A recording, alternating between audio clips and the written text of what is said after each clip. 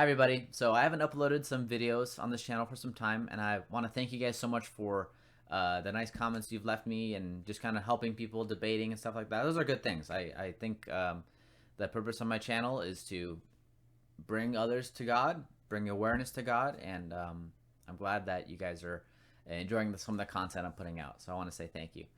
Um, Now, today I want to talk about a Lenten challenge that I recommend everyone try out because if you've scrolled on YouTube for the past 2 months, you've probably seen a lot of negative stuff, right?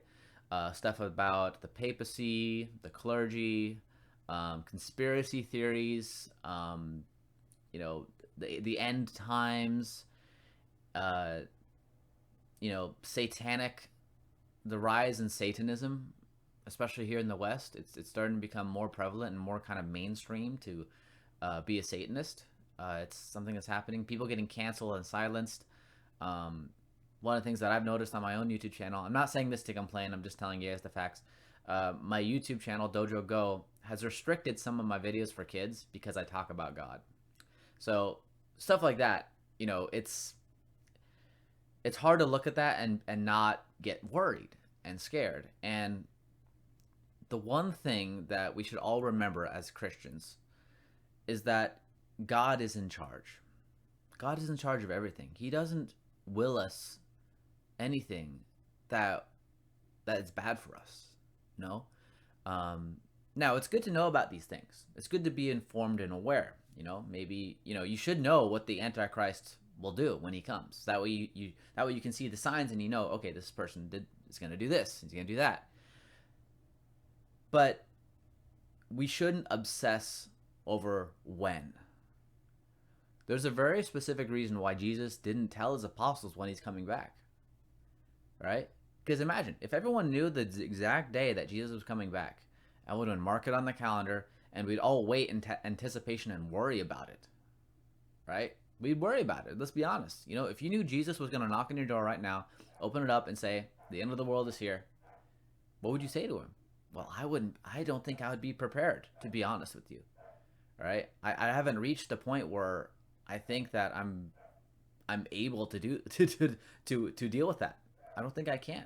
I'm still working on my spirituality, and one of the things that some of the saints say is that when they see people in purgatory, is that even if you have one blemish on your soul, you're going to look away in shame at God, because you can't. God has to purify you first.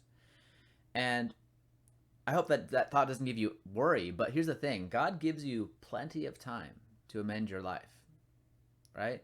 He gives everyone sufficient grace to be saved. And one of the things, I can't remember which saint said this, but one of the, I don't know if it was St. John of the Cross or St. John Bosco. I can't remember. If you guys remember, just comment down below. But some of his priests, some of his fellow priests were asking him, hey, Father, if the end of the world was happening today, what would you do? And at this time, they're all playing pool. And he just said, I'd keep playing pool.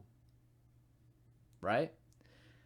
And I just want to end with, what I'm going to do this Lent and what I encourage you to do this Lent. And it is social media detox.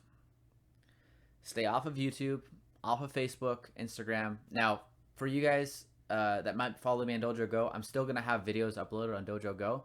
But I have like newsfeed eradicators. If you guys can look that up, it basically takes away the newsfeed on YouTube and Facebook. They don't have it for mobile yet. I hope one day they do. But, just declutter all of that negativity is in your life. If there's something really important, you'll know about it. Someone will tell you about it. Something that's urgent. But if it's just a bunch of, this person said that, this is the end times, look at this evil thing happening in Hollywood, it's not going to help you. It's not going to bring you more nourishment to your soul. All right? What we need to focus on is focus on Jesus Christ. Read the Bible every day. Spend a good 15 minutes just reading a chapter. Okay? Reflect upon that throughout your day. When you're in the car, instead of listening to music, decide, okay, I'm going to listen to Gregorian chants, right? Or I'm going to listen to an audiobook. I'm going to listen to the Bible. Focus all your mind, your strength, and your will towards God. And you're going to have peace of mind. I know I definitely get way more peace when I start my day with prayers and I keep God as the center of my day. Make an effort to go to daily mass, say the rosary, and build everything around that, not everything around God, right? Build everything. Oh, sorry, opposite. Not everything around your life, everything around God. Because here's the thing: God is your life, right? You don't have life without God. And I think the world today is really pushing this idea that you can be happy without God. And this is the big problem with social media and news and doom, that while they are trying to inform you and they're trying to help you in a way, maybe, but you know, it's just going to make you more worried and anxious. When if you just understand that God's in control, you have nothing to worry about. That's how you find true peace. That really is. If you just trust in the Lord that He only permits evil to happen because there's an ultimate plan at the end. Because think about it this way: when Jesus was with His apostles, He told them many times over that He was going to die and resurrect. Yet they were skeptics. They were critical of His plan, right? When he was getting executed and crucified, many of His apostles left Him because they were scared, because they were like, I don't know if I really can drive with this plan. But we all know that in the end, Jesus rose from the dead, and He ascended to heaven and is seated at the right hand of the Father. And He's going to come again in glory to judge the living and the dead. And that's what we say every Sunday in the Creed. So when you go to Mass and you have all these anxious and these worries in your mind, just remember, Christ will come again, and everything leading up to that point is all part of His plan. Satan has no clue. He is blind to what's going to happen to him. He's blind to it. So he might think he has some greater power right now, just because the world is deciding to turn to him. But he doesn't know, right? Or maybe he does know, and he's just kind of trying to get as much as he possibly can out of this small time that he has left, right? But even so, Jesus is only allowing that because it's all part of the plan. From every evil that happens, God permits it because it leads to something greater. Now, does God like evil? No. Does He like sin? No. But He can work with it. Look at the whole Old Testament. The people fail over and over and over. And you know what God does? God has so much mercy and so much love. He gives them, he uses that evil and He turns it into something good. God is the only person that can do that. The only person that can take something that's seemingly so bad and turn it into something positive, right? And ourselves, with our weak human intellect, we can't possibly understand that, because remember, God is the one who formed you. He created you. He created the universe.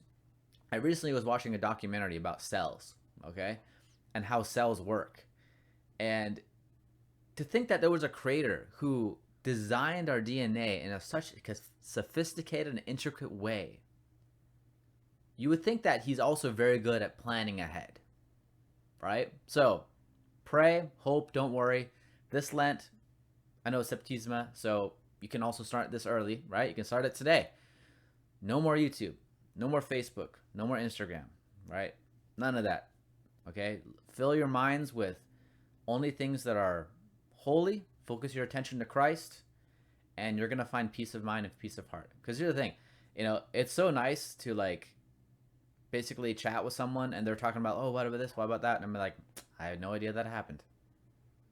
Right? I know that might sound like I'm burying my head in the sand, but I think we're at a point where it might be something you have to do.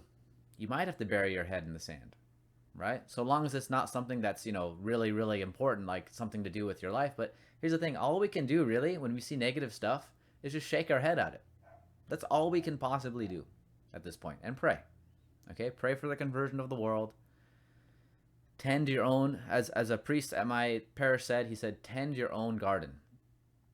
Tend your own garden, and you're going to have peace. And that is going to radiate towards other people. And that's how you're going to change souls. That's how you're going to convert people. The people within your community, the people within your area. That's what God wants you to do.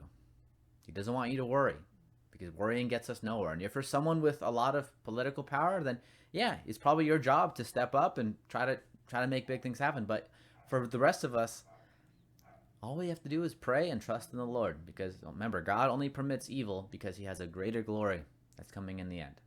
So hope you guys have a great rest of your day, and God bless.